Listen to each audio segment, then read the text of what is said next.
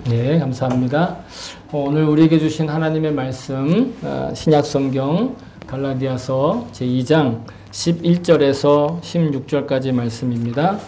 갈라디아서 강해 2장 11절에서 16절까지 말씀입니다. 네, 찾으신 분들은 본인의 성경을 들고 자리에서 일어서 주시기 바랍니다.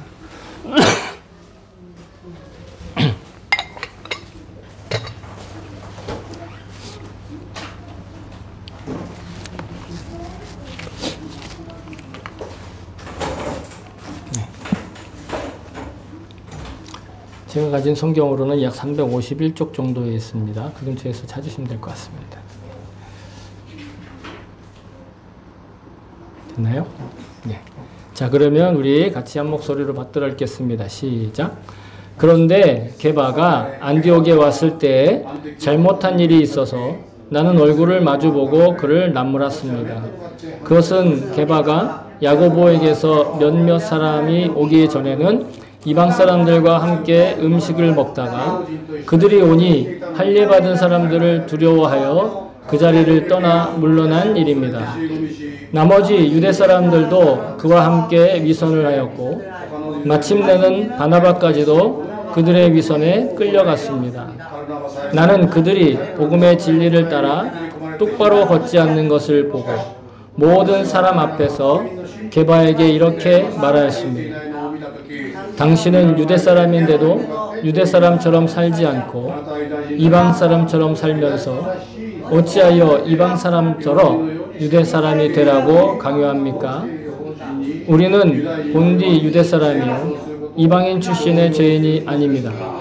그러나 사람이 율법을 행하는 행위로 의롭게 되는 것이 아니라 예수 그리스도를 믿는 믿음으로 의롭게 되는 것임을 알고 우리도 그리스도 예수를 믿은 것입니다. 그것은 우리가 율법을 행하는 행위로가 아니라 그리스도를 믿는 믿음으로 의롭다고 하심을 받고자 했던 것입니다.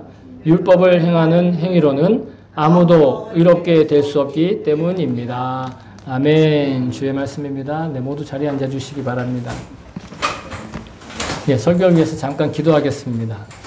참 좋으신 하나님, 이 귀하고 복된 소중한 말씀을 또 오늘 우리에게 허락하여 주셔서 직접 우리가 친히 주의 음성에 귀를 기울이게 하심을 감사드립니다.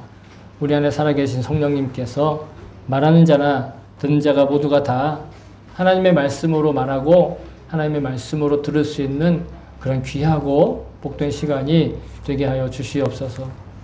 주님께서 우리에게 약속하신 음성을 듣는 시간 되도록 성령님 친히 역사하여 주시옵소서. 감사드리며 예수님의 이름으로 기도합니다. 아멘. 할렐루야. 주 이름을 찬송합니다. 우리 죄송합니다. 지난 주일엔 우리의 성도의 삶 자체가 복음을 전하는 그 모든 것들이 주님께서 주시는 은혜다. 그리고 그것이 은혜이면서 또한 동시에 선물이다 하는 말씀을 나눴습니다. 주님께서 우리에게 들려주신 음성이라 생각합니다.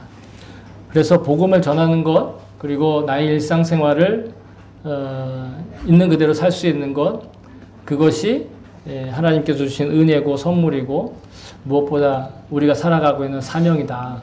이렇게 주님이 말씀하시는 것을 듣습니다.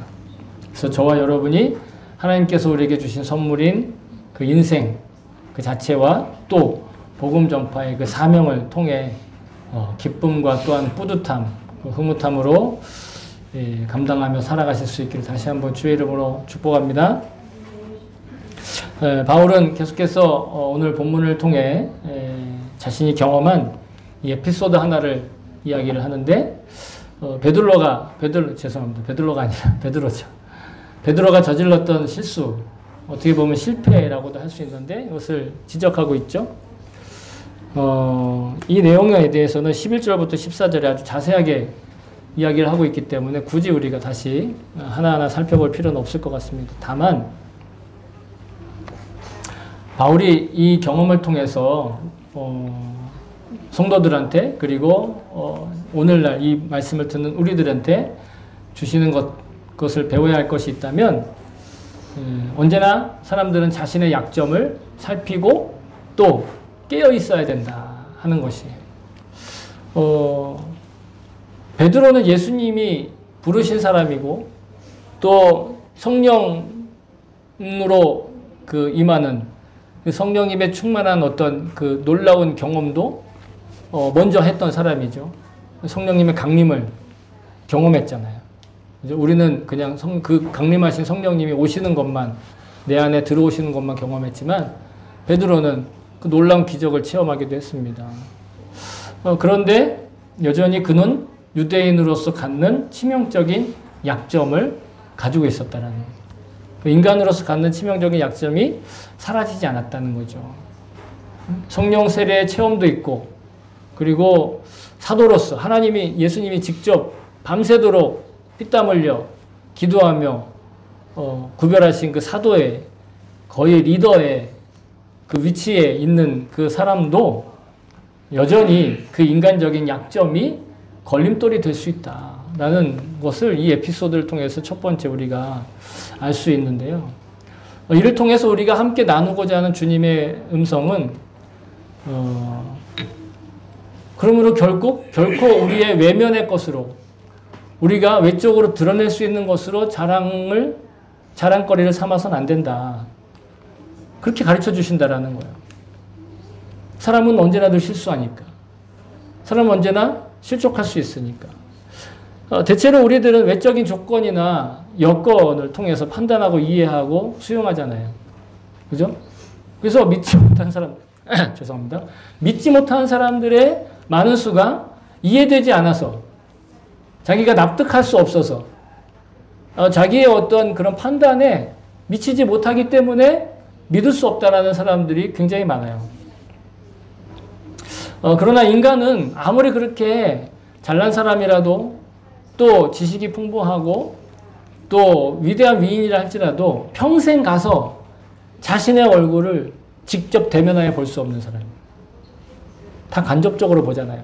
거울을 통해 보든가 아니면 이 동영상을 통해 보든가.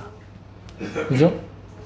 요즘에는 동영상 많이 찍으니까 동영상을 보지만 내가 상대방의 얼굴을 화면으로 보지 않고 직접 생으로 볼 수 있듯이 자기 얼굴을 볼 수가 없어요. 자기의 손도 볼 수 있고 다리도 볼 수 있고 발가락도 볼 수 있고 심지어는 발 뒤꿈치도 볼 수 있지만 어떤 사람은 몸이 너무 유연해서 자기의 등허리도 보는 사람이 있다. 그런데 얼굴은 못 봐요. 아무리 그래도. 그래서 인간은 외적인 것들로 판단을 할 수밖에 없는 존재라고 제가 지난주에도 함께 나눴던 것이죠. 따라서 인간은 자신의 노력과 실력으로 자신의 존재의 가치를 높이거나 혹은 의로운 사람으로 살아갈 수 있다라고 확신하고 신념을 갖는 건 거의 착각에 가깝다라고 할 수 있다는 것이죠. 이 땅에 여러분 예수님 이외에 단 한 사람도 구원받을 자격을 갖춘 사람, 구원에 합당한 자격을 갖춘 사람이 예수님 이외에는 아무도 없다. 그래서 성경은 이미 그 구약시대부터 말하고 있어요. 시편 53편 2절부터 3절에 하나님이 하늘에서 인생을 굽어 살피사 지각이 있는 자와 하나님을 찾는 자가 있는가 보려 하신즉 각기 물러가 함께 더러운 자가 되고 선을 행하는 자 없으니 한 사람도 없다. 단 한 사람도 선을 행하여 의인이 없다는. 아무리 우리가 볼 땐 야, 저 사람은 정말 선해 보여. 정말 저 사람은 진짜 착해. 너무너무 착해 하는 그 사람도 결국은 뭐다? 죄인이다. 선을 행하지 않는다. 그러니 사람의 위대함이나 사람의 온전함이나 아니면 사람들이 이루어낸 업적들이나 그 지식들, 그 성공들을 칭송하고 자랑하는 거, 그게 다 허무하다라는 거예요. 인생을 통해서 이루어지는 모든 것들이 다 실은 허무하다. 너무 유명하죠? 전도서 2장 11절입니다. 그 후에 내가 생각해 본 즉 내 손으로 한 모든 일과 내가 수고한 모든 것이 다 헛되어 바람을 잡는 것이며 해 아래에서 무익한 것이다. 헛되고 무익하다. 이거 누가 썼죠? 잘 아시죠? 전도자라고 이름하는 솔로몬이 썼어요. 솔로몬. 솔로몬은요, 이스라엘에서만 유명하지 않고 지금도 여전히 전 세계적으로 유명하잖아요. 그죠? 네. 솔로몬이 판결을 잘하고 지혜가 출중한 사람이라고.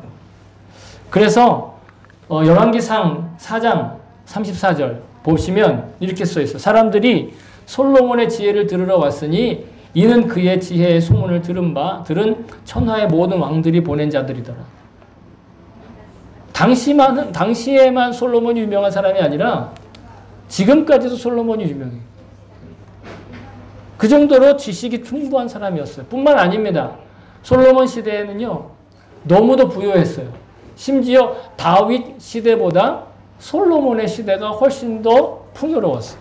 그래서 역대하 9장에 보시면 이렇게 솔로몬 시대를 얘기하는데, 솔로몬이 유브라데 강에서부터 블레셋 땅과 애굽 지경까지의 모든 왕을 다스렸으며, 왕이 예루살렘에서 은을 돌같이 흔하게 하고 백향목을 평지에 뽕나무같이 많게 하였다.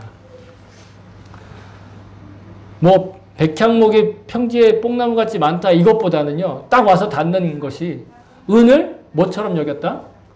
돌처럼 여겼다. 그러니까 은을, 금을 돌같이 여겨라 최영 장군의 말씀이 아니라 그 정도로 흔했다는 거예요, 은이. 그 정도로 나라에 부가 넘치고 돈이 많이 모이고 돈을 엄청나게 충만했던 그 시대가 바로 솔로몬 시대였다라는 거예요. 그러니까 솔로몬은 지혜, 지식만, 뭐 이렇게 머리만 좋은 사람, 머리만 훌륭한 사람이 아니라 그가 하는 모든 일들이 다 형통했다라는 겁니다. 대단한 영웅이죠. 능력자예요. 지혜와 지식이 넘쳐났던 솔로몬입니다. 그런데 그도 결국은 아무리 위대한 인생이라 할지라도 그가 경험했던 그 인생 자체는 뭐다? 허무한 것이다. 그 노력도 허무하고 그 즐거움도 허무하고, 아니 인생 자체로만 보면 너무도 허무하다라는 거죠. 그러니까 어떤 위인이나 영웅 호걸의 인생도 그 인생 자체로는 믿을 만한 것이 안 된다라는 거예요. 그 얘기를 하고 싶어 하는 겁니다. 인생이 소중하지 않다는 게 아니라 사람들이 겉으로 드러나는 인생과 그 인생의 성취와 그 업적과 그 노력과 그 실력과 그리고 그 명예들을 보고 부러워하면서 확 마음 뺏기지만 결국 그게 믿을 것이 못 된다. 그래서 오늘 본문의 바울도 이 베드로의 실수와 실족함에 대해서, 이 외식함에 대해서 있는 그대로 드러내고 있는 거예요. 왜? 구원의 약속과 복음은 사람의 노력이나 명예나 혹은 그에 관한 소문이나 평판이나 그의 어떤 외적인 이미지나 소위 말해 관상으로, 인상으로 얻어지는 것이 아니다 라는 것을 베드로조차도 실족하더라. 그러니까 사람을 의지해서 구원받거나 사람을 의지해서 구원을 지키는 것이 아니다. 그러므로 여러분, 무엇보다 우리가 복음을 믿는 성도로서 자기 자신을 지켜야 되는데 이때 정말 중요한 것이 바로 겸손한 태도라는 거예요. 내가 뭔가 이루었다라든가 내가 뭔가 대단한 것들을 가졌다라든가 내가 이 정도는 할 수 있다라든가에 대한 그런 교만한 마음이 아니라 죄에 대해서 뿐만 아니라 의로움에 대해서도 늘 겸손하고 겸허하고 낮은 모습, 그 태도로 자기의 내면을 지켜야 된다. 그래서 성경은 계속해서 우리가 율법을 지킴으로써가 아니라 주님을 믿는 믿음으로써 우리의 구원을 지켜나간다. 나를 지켜나간다. 이렇게 얘기를 하는 거예요. 그러니 사도 바울은 말합니다. 그들 가운데 어떤 사람들이 원망하다가 멸망시키는 자들에게 멸망하였나니 너희는 그들과 같이 원망하지 말라. 그들에게 일어난 이런 일은 본보기가 되고 또한 말세를 만난 우리를 깨우치기 위하여 기억되었느니라. 그런즉 선줄로 생각하는 자는 넘어질까 조심하라. 선줄로 생각하는 자들이 바로 율법을 잘 지키는 자들, 종교적인 뭔가 성과를 이룬 사람들, 하다못해 우리가 기도 열심히 해가지고 뭔가 받았다라고 하는 그런 간증조차도 자칫 잘못하면 선줄로 생각하는 자들이 될 수 있다는 거예요. 오늘 마지막에 이 구절의 마지막에 선줄로 생각하는 자는 넘어질까 조심하라는 이 구절이 오늘 바울이 우리 함께 읽었던 본문에 베드로의 실수를 목격한 그 경험을 통해서 아주 뼈저리게 느낀 바를 조언하고 있고 충고하고 있고 격언으로서 우리에게 가르쳐주고 계신다. 전 그렇게 믿어집니다. 주님이 그렇게 우리에게 말씀하시는 것 같아요. 선줄로 생각하는 자는 넘어질까를 조심하라는 건 바로 그러한 말씀이다라는, 나를 잘 지켜야 된다. 그래서 바울은 오늘 본문의 16절에서 11절부터 14절은 자기가 경험한 에피소드를 얘기한다면 16절에 대해서 16절에서 그 핵심을 이론적으로 설명을 하고 있어요. 그래서 우리가 의로운 존재가 된 건 율법의 행위나 우리의 노력이나 실력이 아니라 그런 행위가 아니라 그리스도를 믿는 믿음으로서만, 그러니까 예수님을 믿는 것으로서 얻어진 것이다. 주어진 것이다. 마치 우리 인생이 나의 노력 하나도 없이 선물로 주어지는 것과 마찬가지로 구원도 마찬가지다라는 거예요. 여러분, 이 말씀은요, 다시 얘기하면 이미 예수님께서 우리의 구원을 위해서 십자가의 복음으로 인해서 다 이루시고 우리가 의로운 존재가 되었다는 걸 믿어도 괜찮다라는 거예요. 의로워지려고 노력하거나 내가 의로워지려면 어떻게 해야 된다거나 아니면 내가 이게 의로운 건가 아닐까를 판단하지 말고 예수님이 이미 우리를 의롭게 하셨다. 어떻게? 십자가의 희생과 그 보혈로 우리를 씻어서 그렇게 했다라는 걸 믿어도 좋다라는 거예요. 근데 그걸 누가 하셨다고요? 내가 아니라 예수님이 하셨다. 앞서도 말씀드렸다시피 사람의 노력으로 의로워지는 것이 아니니까 우리는 언제나 어떤 태도? 겸손한 태도. 그래서 내가 의로워졌다라는 건 내가 이거 했으니까 의롭지. 그래, 내가 이 정도면 의로운 거야가 아니라 그거와 관계없이 예수님이 나를, 하나님이 나를 의롭다라고 그냥 선언하셨기 때문에 내가 의로운 거구나. 그리고 그냥 받아들이는 거예요. 그냥 그대로 믿는 거예요. 그냥 그대로 내 마음속에 푹 심어 놓는 거죠. 이게 겸손이라는 겁니다. 아, 나 이제부터는 의로워졌으니까 의로운 대로 살아야지 하면서 그냥 뭔가를 판단하는 것이 겸손이 아니라, 그러므로 겸손하다는 건 뭐냐? 겸손함으로 자신을 살핀다는 건 뭐냐?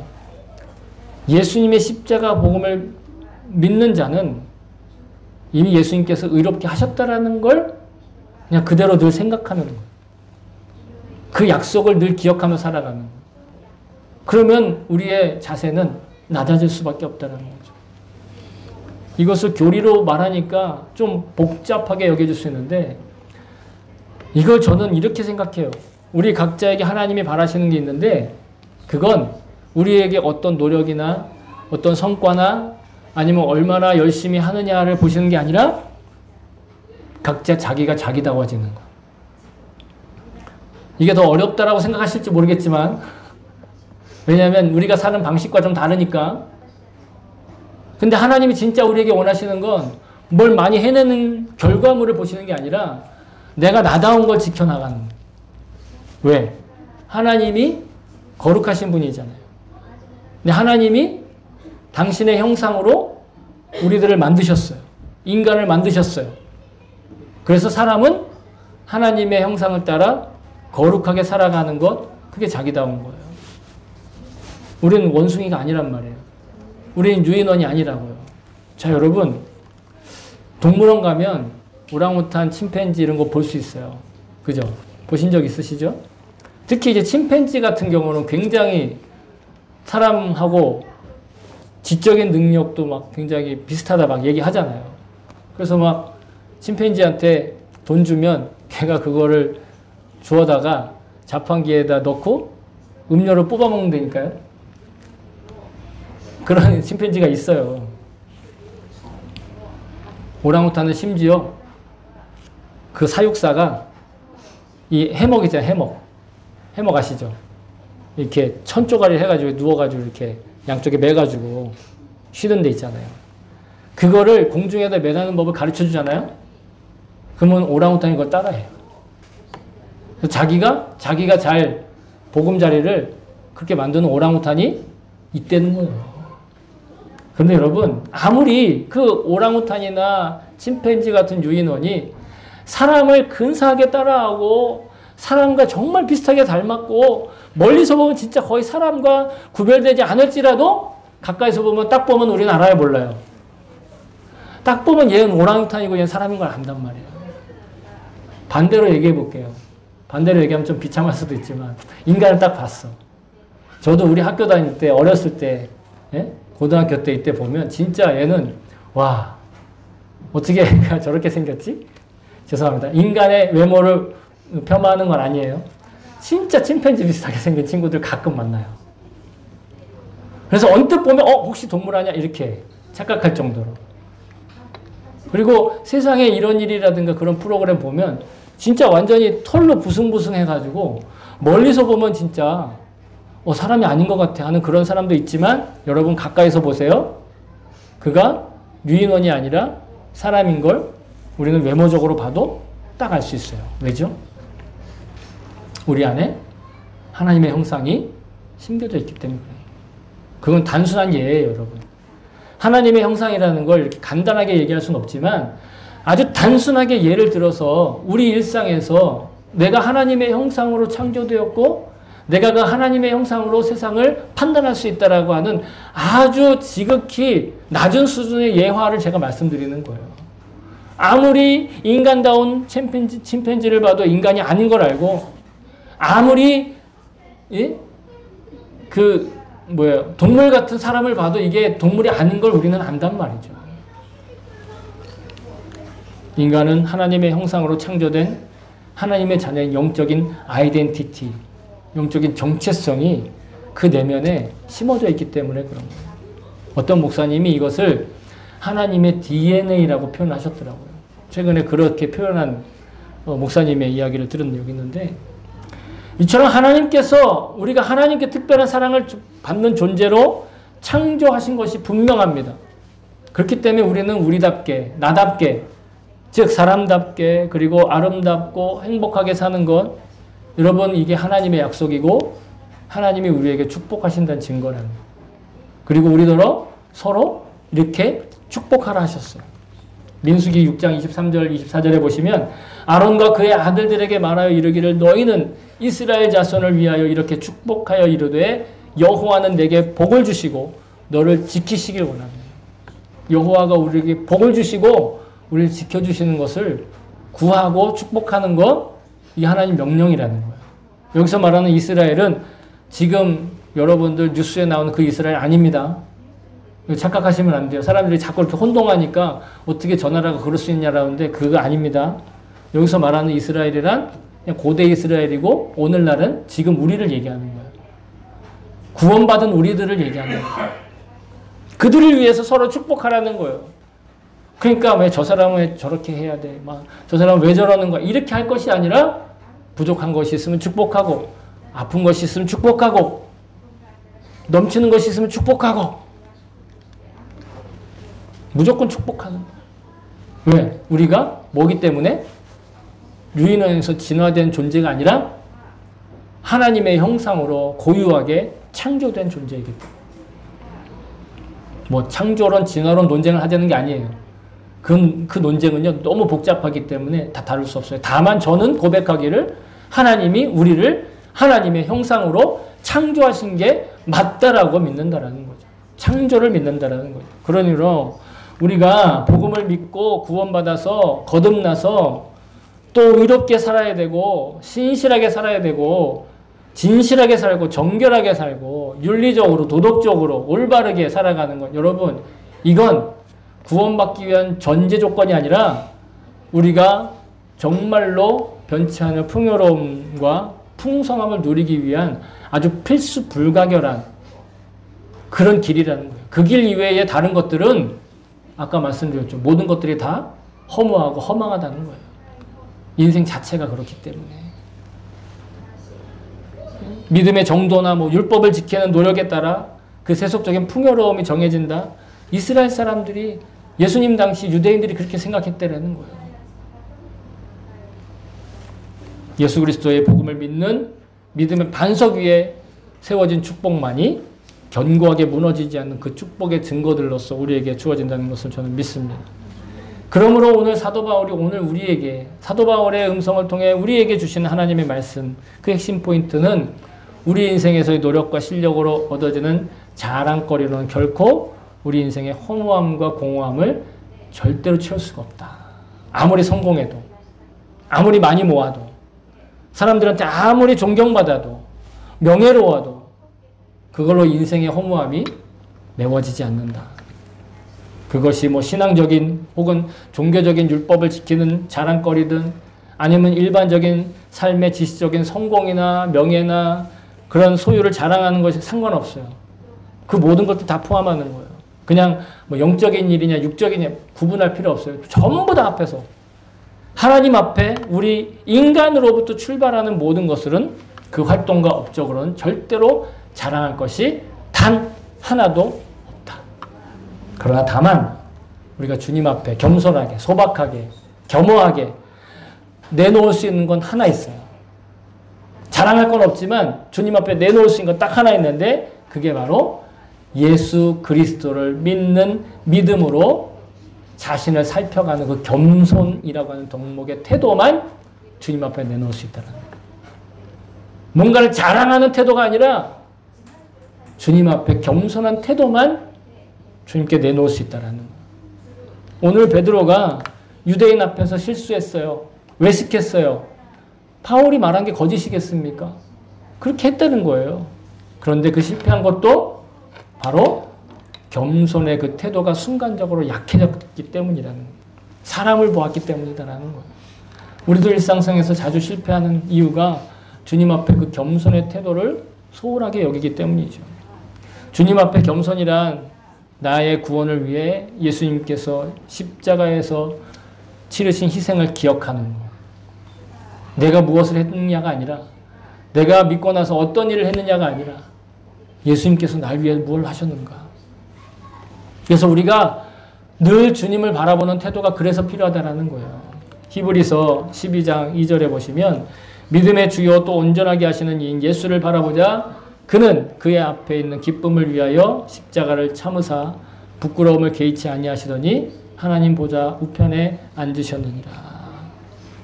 예수 그리스도를 바라보는 것. 예수님을 바라보며 살아가는 것 이게 겸손이라는 것. 이게 진정한 겸허함이라는 것이고 이게 진짜 축복이라는 거예요. 주님을 바라볼 수 있는 것.